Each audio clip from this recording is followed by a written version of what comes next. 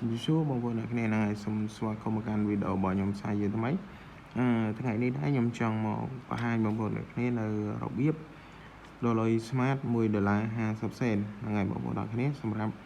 Smart គឺវាមានកម្រងរបស់គេច្រើនក៏ប៉ុន្តែថ្ងៃនេះខ្ញុំចង់យកមកបង្ហាញនៅ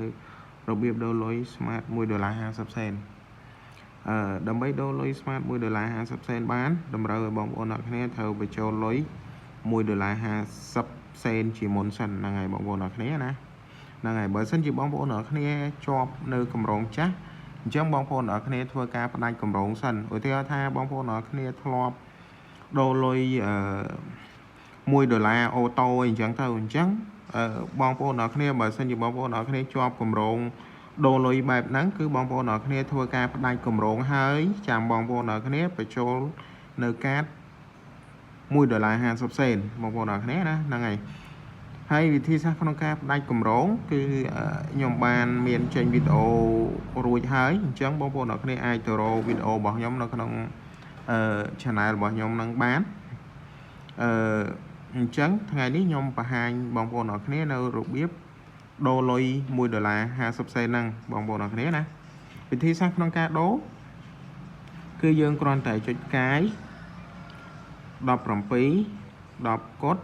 ផ្កាយលេខ150ហើយផ្កាយលេខ1ត្រង់ជ្រូកបងប្អូនអ្នកគ្នាណាគឺផ្កាយ17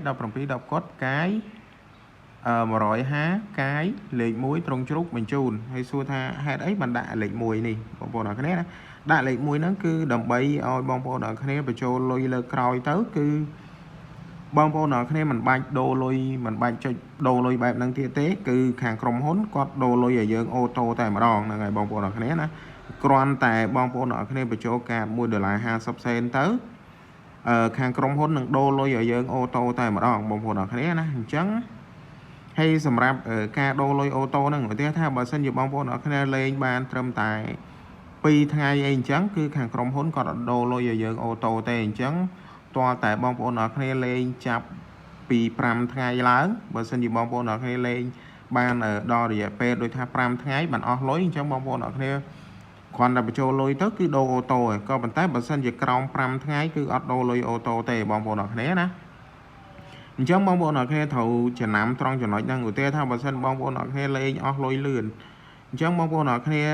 បញ្ចូលលុយមុនរយៈពេល5ថ្ងៃអញ្ចឹងបងប្អូនអ្នកគ្នាត្រូវតែធ្វើការដូរលុយម្ដងទៀតណា